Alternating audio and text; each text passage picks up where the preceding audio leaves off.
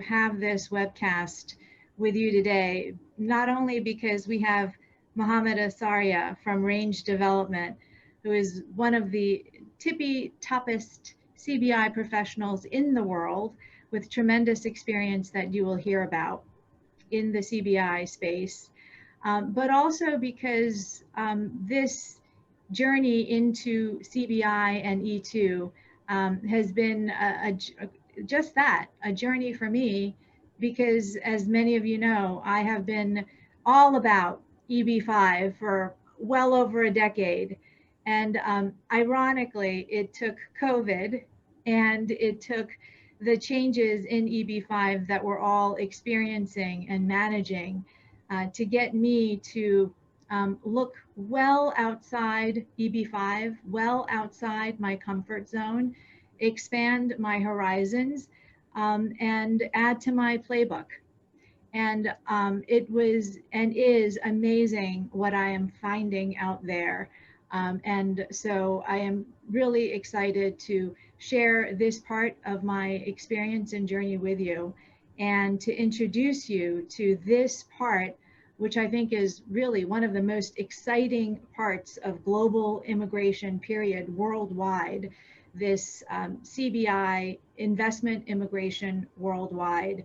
And to share with you a little bit about what I'm learning, and to introduce you to Mohammed and Range and what this incredible company has been up to in this space. So I'm just going to give a couple of introductory remarks, and then I'm going to introduce you to Mohammed. E-2 visas, what is it about? Well, it's an immigration, US immigration investment visa category, but it's much, much more than that. It's about significant foreign direct investment into the United States through our immigration system. In just one fiscal year, we reported $4 trillion in foreign direct investment. This is significant in our economy and at a time we need it most.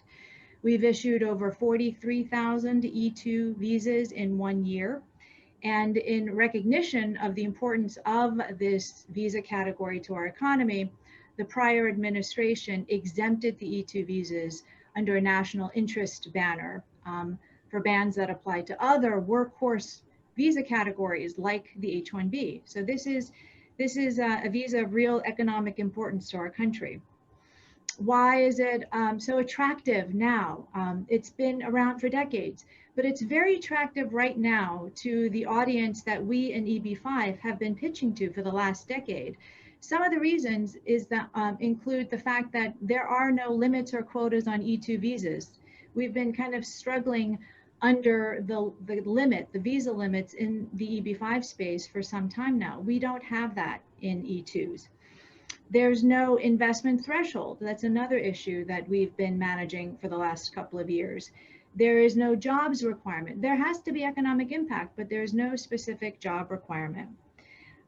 Residents in the E-2 status can be in the United States, in theory, indefinitely, as long as their business is operating and their investment remains at risk. And the timing, we know that in EB5, this is a subject we all complain about, and our investors and our clients. It takes a while. There's a big payoff at the end, no doubt about it, but it's a years-long process, whereas the E-2 is a much, much quicker process. It's a game of months, not years. The one challenge in the E-2 space has been that we have to have a treaty with the country that is sourcing the foreign national investor. And so this has been a barrier to some of the markets where we have a lot of high net worth individual investors who are interested in being mobile and moving to the United States, but we don't have a treaty. These include India, China, as just two of the large, Nigeria, South Africa. And this is where CBI, Citizenship by Investment, comes in. This is a way for nationals from those countries with whom we don't have visas, who are interested in being globally mobile, in moving to the United States but can't because we don't have an E-2 treaty, acquire that required treaty nationality, and thereafter be able to seek an E-2 visa to come to the United States. So this is where Mohammed and Range and their presence in Grenada come in. And just a really quick word about how I met Mohammed, which I think speaks to him and Range Developments. I was attending one of these international RCB conferences, RBI conferences, excuse me, and it was very well organized, and there were these virtual exhibit halls, and we're kind of navigating through them and just kind of seeing how this new platform works and scrolling through these exhibits and in the exhibit hall, and I came across Range Developments and played his video. And it was immediately obvious that we share the same values in terms of real pride in what we have to offer, and a real focus, a genuine dedication to the experience that our clients and investors are having when they work with us, a dedication and a focus on that experience. And of course, the product itself, the offering of the investment in their various developments was, of course, something that Mohammed can speak to more directly. And so I cold called him. I reached out and we had a wonderful conversation. And and in our conversation, everything that I thought about Range and what they seem to represent, I found represented in Mohammed. So I think for any of you who will follow up and have conversations with Mohammed and his team at Range, I think you will find you will have the same experience as I did and continue to. So with that, Mohammed, tell us about yourself and about Range and what you're doing in the CBI space. Sure. First of all, let me say good evening to all our attendees. Pleasure you could all take the time out of your days to join us. And Carolyn, let me just say thank you for your kind words. You've been very generous with your compliments.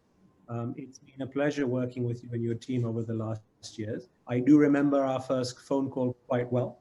And you're right, it was at one of these virtual events, and we're still struggling to make sure the internet wasn't crashing and all the rest of it. But you know, we've come a long way in the virtual world since then. And yeah, it's been wonderful to work with such an experienced practitioner as yourself when it comes to matters in US immigration. And I know our clients really value some of the very well thought out analysis of their situations that you've shared with them, which gives them confidence to proceed with the next stage of the journey. Because as you rightly say, we're half the solution when it comes to the E-2 visa.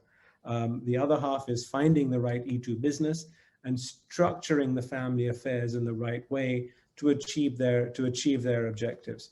And you know, starting on that basis, whenever I meet a client, the first thing I always ask is, what are you looking to achieve? Just to make sure that our product is right for them.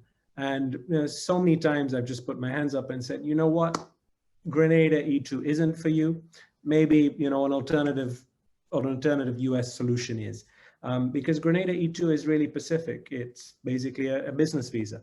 But you know what? I know I'm jumping around in terms of our plan. Let me answer the question I was asked. So I started a company called Range Developments close to a decade ago. I'm a lawyer by training, and I realized very early on in my legal career I wasn't very good at being a lawyer. And I think I very quickly migrated into the world of investment banking. And then into real estate development, because having been based in Dubai in the last 15 years, I've seen a city basically rise out of the desert. And that really provided us the entrepreneurial ambition we needed to start my business. Our first project in the Caribbean was in the lovely island of St. Kitts. I stumbled across this whole CBI world by pure chance when an individual came to see me in 2012 and suggested I would benefit from having a St. Kitts passport. And through that chance conversation and understanding the merits of the St. Kitts proposition, it provides individuals with the ability to travel the world, obtain a second citizenship. And, you know, I live in a turbulent or a political cauldron back then in 2012. And it was the Arab Spring, and countries were disappearing, for want of a better description. People were not only seeking global mobility, they really needed a backup plan. They needed a hedge against that political insecurity, which is plaguing their life. And 2 weeks after someone tried to pitch a St. Kitts citizenship to me, I found myself in lovely St. Kitts, meeting with the government and undertaking due diligence on their program. And Carolyn, believe it or not, St. Kitts was the first country in the modern era to come up with a formal citizenship by investment scheme. I didn't know that. 1983, when they got independence from the British Crown, they realized that, you know, the umbilical cord had been cut, and that was great in a whole bunch of fronts, but they also needed to pay the light bill. Mm-hmm. And some very smart individual came up with the concept of monetizing their good diplomatic relations, inviting foreigners to become citizens of the wonderful Federation of St. Kitts and Nevis, and in return make an investment in the land. And, you know, in my discussions with the Prime Minister of St. Kitts, his only regret is that if his predecessor had somehow patented this wonderful concept, St. Kitts would be a very wealthy country today. But in any case, so when on my journey to St. Kitts, when I got to St. Kitts, I found small dwellings being sold for $500,000, as was the price then. And I sat down with the government and we restructured the program to facilitate pooling of capital to build assets value. And in an island which is blessed with sun and sand and very few other natural resources, in fact, we copied from the EB5 model at that stage and used that as our precedent. The pooling of capital to facilitate hotel developments. We have attracted a number of great brands to work with us over the years, and Park Hyatt was our first brand in the island of St. Kitts. We opened the Park Hyatt St. Kitts in 2017 to reviews of Best New Hotel in the Caribbean by CNN, one of the top 100 hotels globally by Condé Nast, and showed that with an institutional approach, countries could not only attract citizenship dollars in terms of the fees which come in with an application, but also an institutional asset, which creates significant direct and indirect employment.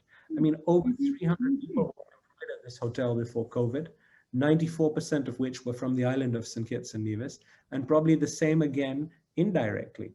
And countries have recognized this. And in 2015, seeking to attract investment to the island of Dominica, I engaged with the government there. And we restructured the law to facilitate real estate development. And that's how our second project, the Kempinski Dominica, was born, which we completed in 2019, similar reviews. And, you know, notwithstanding two of the strongest windstorms this planet has faced, we were not even a day late on our delivery. We are execution first. And, you know, that's what distinguishes us from our peers. A lot of people think building on a beach is easy. Far from it, Carolyn. There's no institutional knowledge of how to build a five-star hotel, because this is going to be the first hotel to that level in the relevant island. All the items have to be imported. And to build a five-star hotel of this size, it's 200,000 tiny bits of equipment all the way to the large bits from 5,000 different suppliers. That's a logistical nightmare, which we've been able to manage. There's no general contractor, so we have to get really granular. So we've invested and we've got the right development team. And that's why the market trusts us and gravitates towards us, because they know that we have the financial and technical experience to execute on our projects. And so when you got started with these earlier projects, you were kind of setting the mold there. There were no players who were able to construct projects of this scale and quality. How did you do it? How did you, was it a matter of importing that expertise from your other projects and your from other places, or how did you do that? How were you able to execute? Yeah, so there's two partners at Range. One is me, and I have a business partner, a gentleman who is a few years more senior than me and has spent about 4 to 5 decades on construction sites. And he's actually relocated from the UAE to the Caribbean. He's been based there for the last 5 or 6 years, and his destiny is execution. And that skill set is invaluable. That skill set doesn't exist in the region. And I think the fact that he's been able to build 2 of the finest assets in the Caribbean in his retirement, no one's doubting that he's going to make it a hat trick by the end of next year, and we hope to catch up the COVID delay.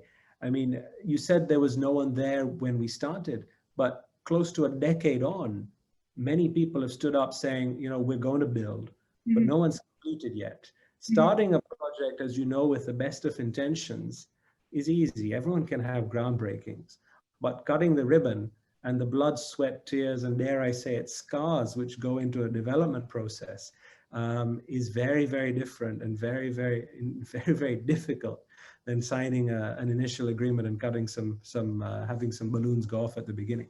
I bet. Mohammed, let's dial back a little bit, because I want to assume that our audience knows perhaps very, very little about CBI, what it is, what that's about, the fact that there are these programs like the one that you just mentioned for St. Kitts, where there is an exchange for investment into their country. The investors get the nationality of that country. Could you, as putting on your professor hat, tell our audience a bit about what that is? I mean, this is a market for us in EB5 that is, it's new to us. We know very, very little about it. So from that standpoint, tell us what it is, and also why now?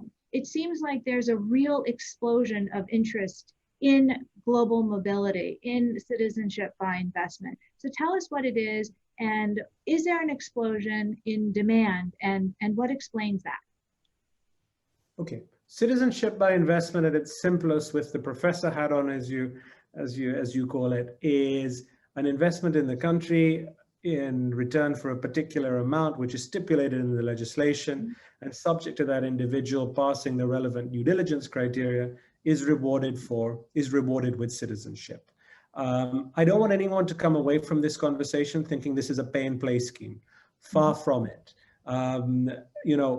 A big bundle of documents needs to be submitted to the Citizenship by Investment Unit in Grenada. A private due diligence process is taken with, recognized, due diligence providers. And in addition, a non-civilian due diligence-based check is taken. And the latter seems to have more sway than the former, because the latter is more stringent. So it is not simple, pay the money, get the passport in 3 months. There is a process. Now, why would someone want citizenship of a small island with 150,000 people coming from Nigeria, India, or Vietnam? And, Carolyn, maybe it's about 30% of the people are looking into an alternative avenue to the United States. But one of the key reasons is it provides a hedge. In the emerging markets, by definition, an individual or an entrepreneur is going to make more money, but is going to face higher risk, okay? And that risk, be it business risk, political risk, social risk, people being on the streets, may get to a stage in that individual's life where that operating environment is no longer suitable for his business, for his family, or his children to thrive. And as a result of that, it's always prudent to have a backup plan. People have seen, the benefits of life insurance. People are now seeing the benefits of second citizenship as like an insurance policy, which starts having benefits from the get-go. You get the benefit, the peace of mind, which comes from having a second citizenship. Because we've all read stories that there's a change of government in country X, and there's persecution of the incumbents' friends, even if they haven't done anything wrong. It's a feudal world we all live in. So that provides the businessman, the entrepreneur, with a level of protection he needs. So it's when there are these moments of unrest around the world, that those are the kinds of events that can kick up demand for global mobility, at least from those areas experiencing that kind of turbulence. Is that right? Correct. There's typically an Mm-hmm. inflection point which gives rise to Mm-hmm. high demand. So if you look at the past year, Yeah. okay, really what I've noticed in the past year is actually a few things. Number one, heightened anxiety, and Mm-hmm. that's led people to And come to us. is that COVID, or is that COVID plus other things? Is it primarily the pandemic? Yeah, primarily the pandemic, the lockdown. Some individuals feel that governments have been overreaching, civil liberties have been, restricted. People are worried that normals aren't going to be returned even after the pandemic has been lifted. Governments, of course, don't like giving up newly found powers anywhere in the world that you are. So, it's a combination of all these factors which have really made the high net worth individual consider their position. Also, a lot of people in various parts of the world found it was easier to travel if they had dual nationality. For example, if you were in Moscow, you weren't able to leave Russia unless you were national of another country. So that wasn't limited to just Russia, but a number of countries around the world placed those restrictions. And people don't like people don't like having their wings clipped. Even if they don't want to travel, they want to have the flexibility to travel. And I found this, did you find, or do you find that with COVID, when we've been physically locked down, it's like having those other wings clipped, even if you didn't want, even if you don't want to travel next week, the idea that there are these other restrictions imposed upon you such that you can't travel for business or other reasons, that anxiety, as you put it, and that sense of feeling constrained seemed to be amplified in COVID. Do you find that? Spot on. I mean, I'm giving you my personal journey here, and I'm sure that your situation is similar to me. I was probably, taking 2 or 3 flights a week. Not that I wanted to go anywhere during the lockdown here. It was only 21 days in the UAE, but I felt very anxious. I couldn't go back to my country of citizenship, which is the UK. Would I ever be able to go? Not that I had a need to go, but when you restrict people's freedom, it creates significant anxiety. And that actually saw a lot of business find its way to us because individuals wanted to mitigate that restriction on their freedoms, have the solution to travel should they need to. And the other few things I found apparent over the past period is that, the investment, it's $220,000 plus some government fees. So it comes to about $300,000. The caliber of individual opting for second citizenship, the wealth bucket may have gone from a family worth 2 million as a minimum to now a family worth 5 million as a minimum, and all the way up. Okay. And, it's a high net worths and ultra high net worths which are now going for it rather than just the mass affluent. The mass affluent may have had cash flow businesses, may have had job insecurities. The ultra high net worths and high net worths have, over the past year, increased their share of wealth. The stock market has been kind. As paradoxical as it is, they have more disposable income. And when you have more income, you make such purchases, discretionary or otherwise. And that's been a trend I'm seeing. And this group of people, they want to choose the second citizenship because they've got really good backgrounds. They're clean individuals. There's not too many skeletons in those closets. They want a country where due diligence is not compromised. So, and Grenada has been singled out, especially by your US ambassador in Barbados, as the country which really undertakes due diligence on the individual applicants. They follow the non-civilian checks fully. And as a consequence, Grenada has been known to be the gold standard. We've seen a whole bunch of citizenship programs come under heavy scrutiny in the past 12 months. Cyprus, for instance, the European Union shut it down. Malta, the European Union insisted it was restructured to have a period of residency for 12 to 15 months before a citizenship application could be made. So governments have been cracking down, or foreign bodies have been cracking down on citizenship programs where due diligence standards are not respected and not adhered to. Mhm. And the ones where, and the countries which have really seen a growth in their numbers are the countries where due diligence is respected, because that also gives the individual comfort that he's going to be a member of an elite club, a Uh-huh. member of a club of good people. And, you know, individuals like yourself, Carolyn, who've worked hard for their money, done everything the right way, they don't want to be a member of a club where some unsavory individuals could have slipped through the net. So let's talk about Grenada, because Grenada is very much up on the tippy top of, I don't have the statistics, and maybe you do, Mohammed, but Grenada seems to have this down. So, and of course, that's where Range is operating with your CBI program. So, you've started to tell us about Grenada vis-a-vis other programs. So,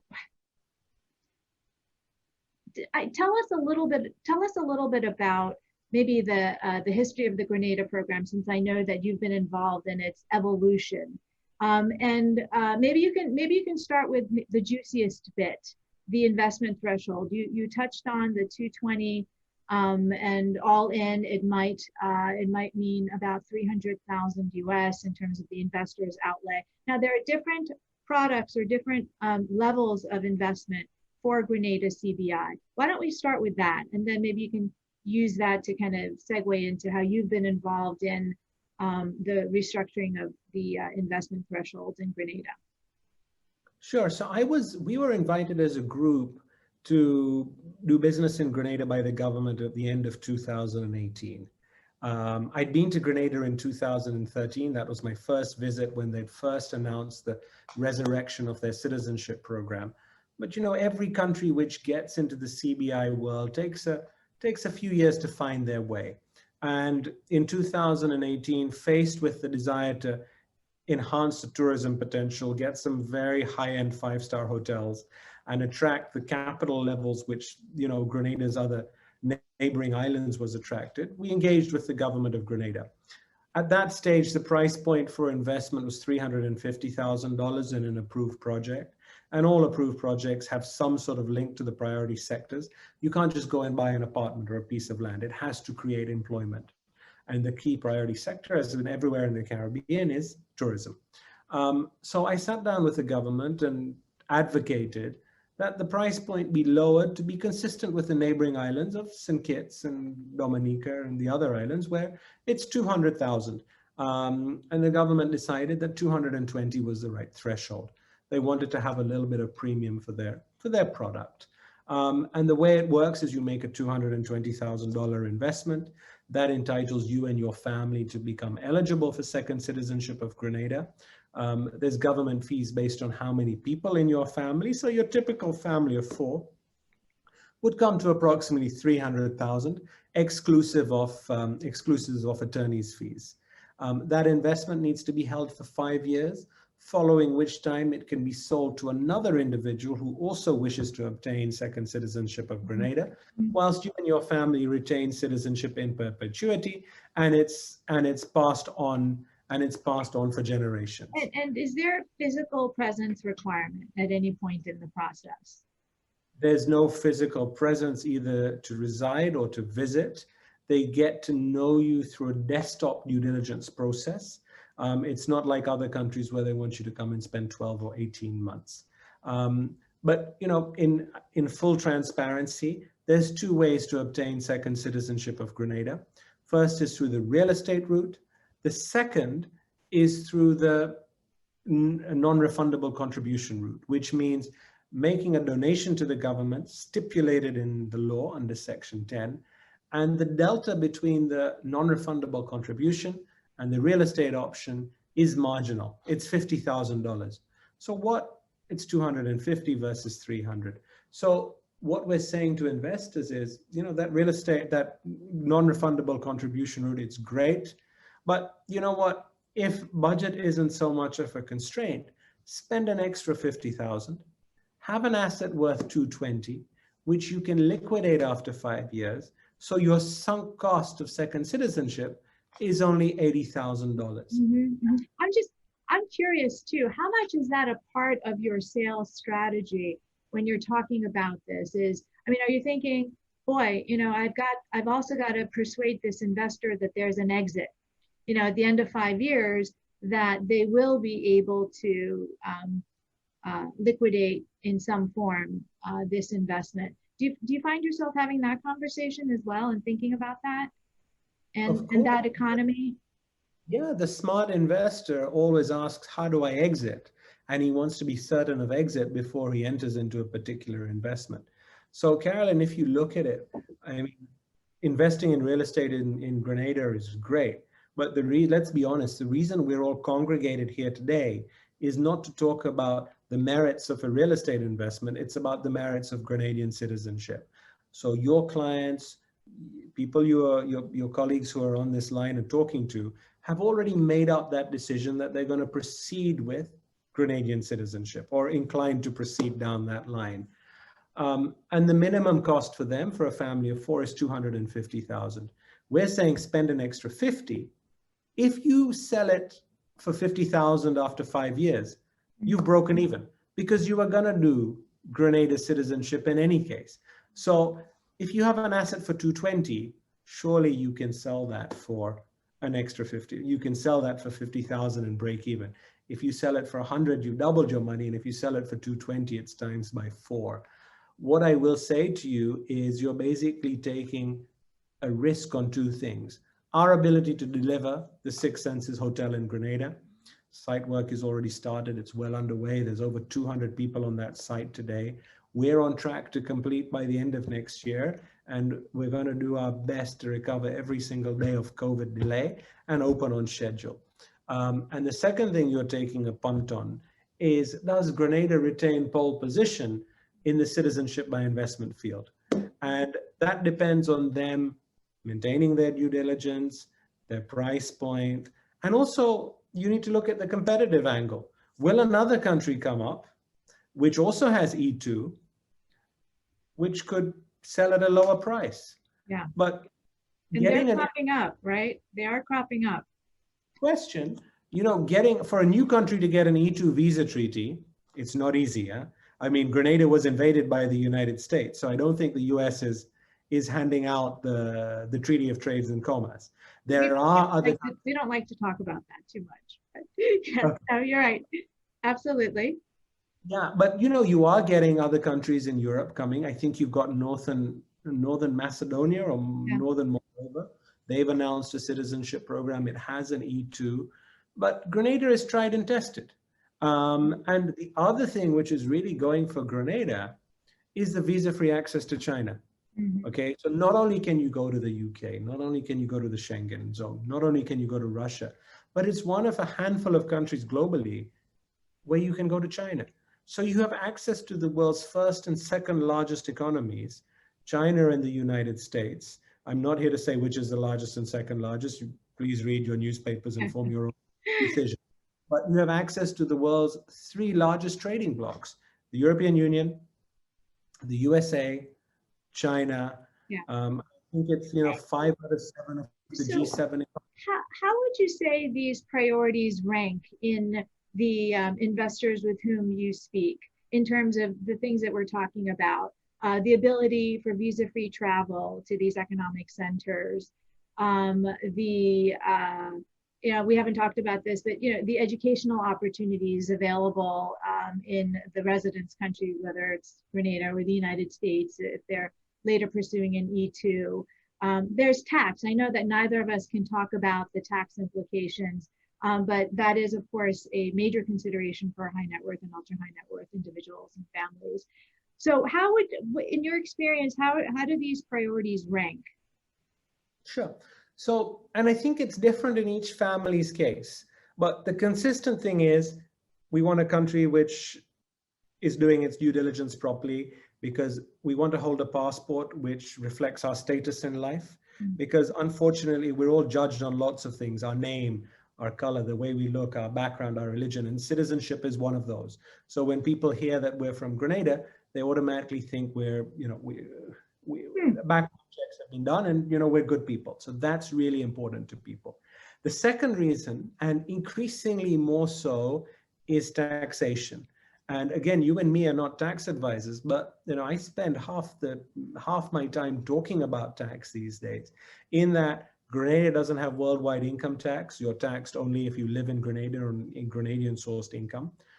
As pertains to E-2, you're not taxed on your worldwide income unless you're in the US for 122 days, which is a really, neat advantage, especially for, a businessman living in whether India, Nigeria, or China or elsewhere, who's doing this for his children on a real backup plan. He doesn't want to inadvertently become taxed on his worldwide income in the United States if he were to select another visa category and he's not spending any time in the US. That would be very problematic for him. The third reason on the tax front is a lot of countries are considering adopting the US model of extraterritorial tax. India, for instance, over the last 2 years, has really muddied the waters.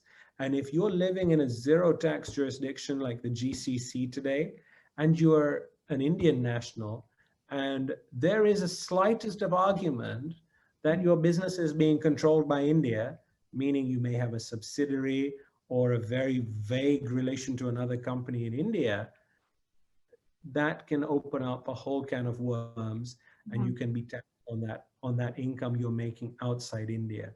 So, it's NRIs, non-resident Indians across the Gulf, are gravitating towards Grenadian citizenship, taking something called an OCI card, Overseas Citizen of India, and surrendering their Indian passports and falling outside the ambit of these new tax regulations, which are really concerning people. It's giving people sleepless nights. And why their levels of anxiety, and we keep using the words anxiety, but this is really, it's hedging against this anxiety. So not only is India learning from the global taxation from the United States, there is a school of thought which says or thinks that they're also going to introduce an exit tax. Just like if you were to give your US passport today, I believe you have to pay a 23% net capital gains tax.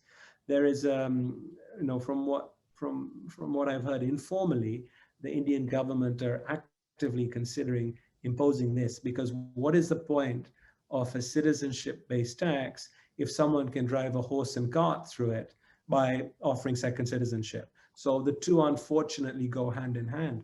So what I'm saying to individuals is, you have to do this. If there's such a cliff in front of you, make sure you don't fall off the road. Take this step now, because it'll be a very expensive degree in hindsight if your entire estate becomes taxed when you give up your home country's citizenship. For an individual worth tens of millions of dollars, a $220,000 investment plus some government fees is a blip compared to how much tax they would have to pay if they haven't done their affairs properly. Gosh, wow, that's heavy. That is quite a heavy development. And Carolyn, I read in Bloomberg a few days ago, Argentina is also contemplating or has introduced a wealth tax of 3%. And apparently Diego Maradona's estate are contesting this, whether it applies to his estate. So India is not alone. You're seeing it coming out of South America, jurisdictions which are closer to you. And COVID has created economic damage, and it continues to do so. This bill has to be paid for somehow. And there is a lot of resentment to the high net worth individuals today, because they are in a better off situation than they were 12 months ago. And as elections come up, populism is not dead by any means, shape, or form. Again, we're not here to talk politics, but it could see a will see a strong resurgence. How better to win votes than to tax individuals who have done well by others, whilst others have suffered? And second citizenship could be a way to alleviate some of these challenges for high net worth individuals. Wow. Well, here's my takeaway. My takeaway is, as a professional to operate at the level that you are, we all need to really be thoughtful and analyze what's happening worldwide and in the markets where we want to play, I think, to the level that you have. And it's obvious that doing that allows you to see patterns and to anticipate and to be able to have these conversations at the level of where the client is, where their hopes and dreams are. That's where I kind of always go, but also where their anxieties are. So I imagine that these conversations with your prospective investors are in depth, like the one we're having now. And from an EB5 perspective, you were promoting residency. An individual was retaining his original citizenship and identity. If someone is to give up their home country's citizenship, that's a decision which is not to be taken lightly. Okay, they've got to know their new country. They've got to trust their advisors. Surrendering a Chinese passport or surrendering an Indian passport, it's kind of irrevocable. Yes, you can get it back by going to live in India for 3 years, or I'm not sure what the Chinese process are. That's a pretty heavy step to take. And one, again, using the word, it creates anxiety. So a family going down this path needs to be totally comfortable. They've chosen the right jurisdiction. They're working with the right people, and it's achieving their objectives. Right on, right on. It isn't, there's a lot going on. It's a very, very thick soup when thought about in the right way. Let's just talk really briefly, because I'm sure we have tons of questions. Just tell us real briefly about your role. I mean, let's say, let's take it from two different perspectives. Let's say our regional center listening into this conversation is interested in how they can add to their existing EB5 portfolio. That's their space. They're super comfortable with it. These may be more questions for me that I'm happy to go into, but how would you approach that? I mean, what's the opportunity as you see it from your perspective for US projects who have their investor base? And then I want to pivot real quick then to, how would you explain Range's role for investors who are interested in CBI through Grenada? They call you up. Let's assume that they don't know very much about it. How would you explain what you do for them? And we can start with the investor, by the way, whichever. Sure. Investor walks in through our door or finds us on Google somehow or through an intermediary. We will hold that investor's hand until they're issued their citizenship. So working with them to compile the file in conjunction with their advisors. And Carolyn, to put this into perspective, we've helped close to 5,000 people with their second citizenship journey over the last decade or so. We'll facilitate their investment into our hotel. My job is primarily to get that hotel built on time and to the highest level of quality. We have agreed for quality when it comes to our development. And we want to make sure that, each one of our projects surpasses the last in terms of the output, but because when people visit, we want them to feel proud of what they've invested in. So we facilitate the whole Grenada process, and we have a very experienced team, and I have relationship managers in all sorts of countries with all sorts of language skills and cultural backgrounds. Whilst I've been answering your questions, I've forgotten the first part of the question. It was, what would you say to regional centers who are thinking to themselves, well, this is kind of interesting, but how does this play into into our regional center EB5 portfolio? Sure. So, about 30% of our clients have a US strategy either now or in the future. As part of the E-2, they're required to make an investment in the United States in a business. And if you put yourself in my shoes. If I needed to do that, I'm sitting in Dubai. I don't know very many people in the United States. I'd like a ready-made cookie cutter investment to have, be that a franchise or something where someone has put the whole package together, where it's a kind of plug and play E2 solution. And I think promoting that to their existing client base in conjunction with our Grenada offering could be really interesting. Yeah. And I think when we started the conversation, you mentioned that a number of countries where you'd been promoting EB5 didn't really have treaties with the United States in terms of E2. And in those countries, I think the word is retrogression. There's a long waiting list to obtain your EB5 status. So this could be an intermediate product or an alternative product for those clients who are stuck in E2. So there's a real business opportunity to structure a combination sale with Grenada and E2, because as I keep saying, it's always easier to take have a second transaction with someone if the first one has been a success. And you already have clients on your books and on your roster who want to come to the US. Maybe EB5 is now past their affordability level after Mr. Trump's changes to EB5. Maybe the waiting list is too long that it becomes redundant for that individual. Grenada E2 is an alternative. Now, it doesn't work for everyone, because what's key with the E2 is you have to make an investment in your business. Now, if your business or if your vocation can be structured in a business, that's great. But let's say you've got a husband and wife pair of doctors, very difficult to structure that as a business, unless of course you're setting up a clinic and you have a specialty. So it may not be suitable in all cases, but really. I'm going to kick us off with our Q&A session with this thought. I think you're absolutely right, Mohammed. I think the key to, one of the keys to playing into that existing roster of your investors with whom you have already had a successful delivery of your product is reprising that success.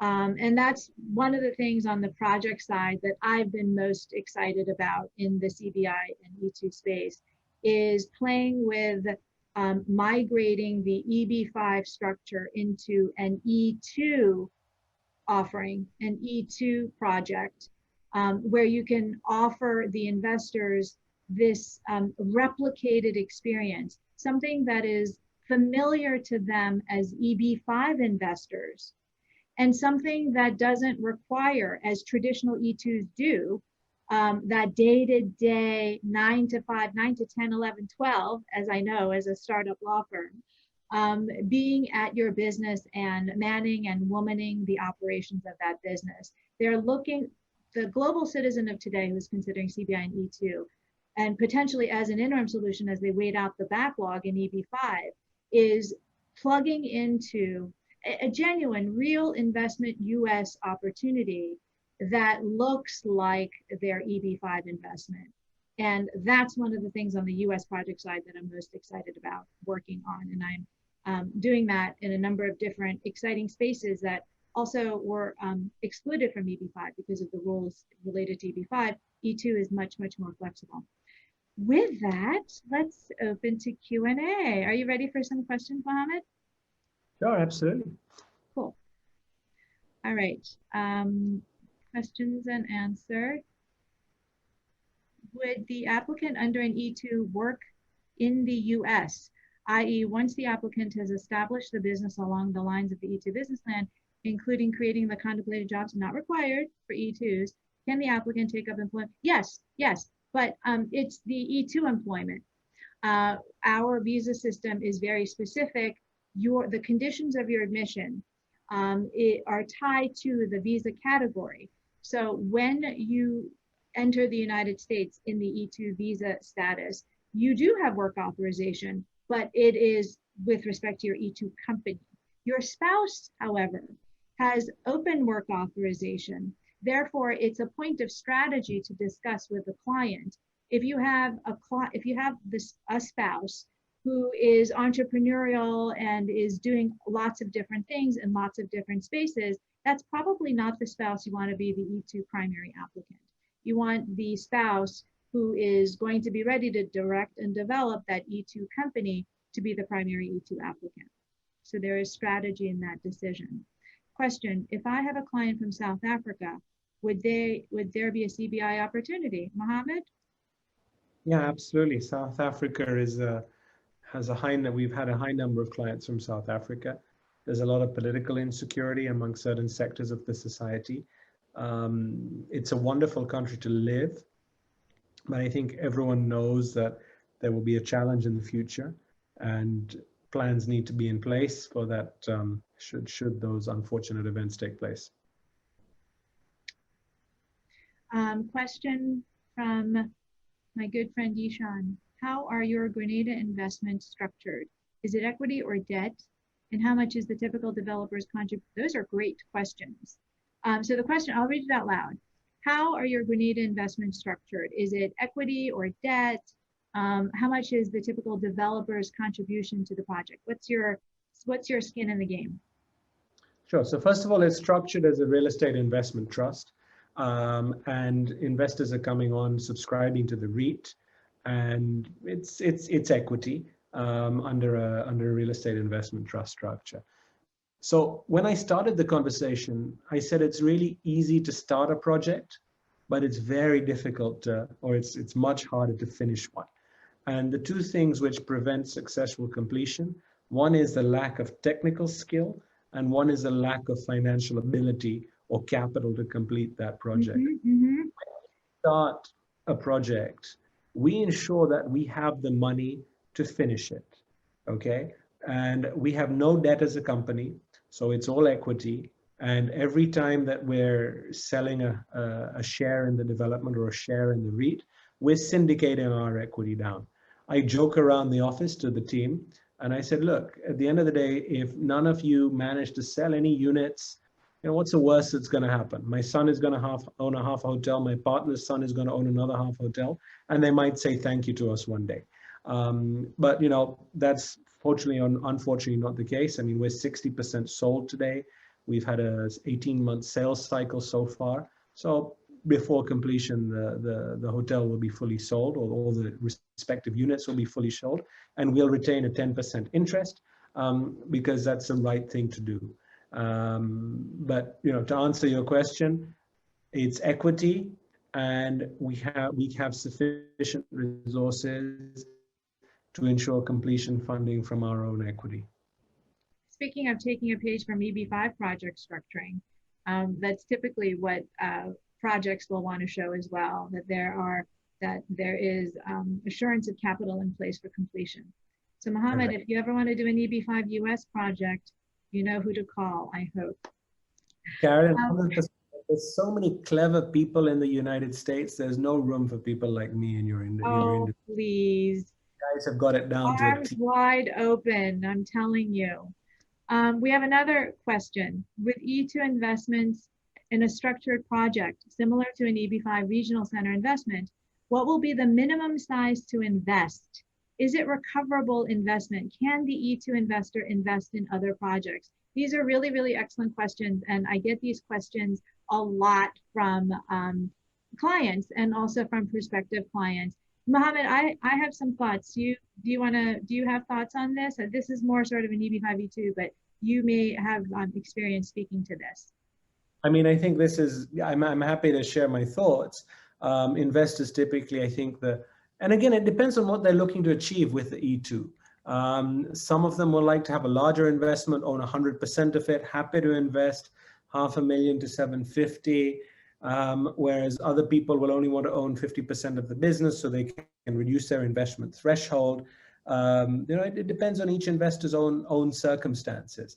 As to its recoverability, yeah, all of these investments have exit plans, and that all determines on the viability of the business. They have to do their due diligence and make sure they're investing in the right thing.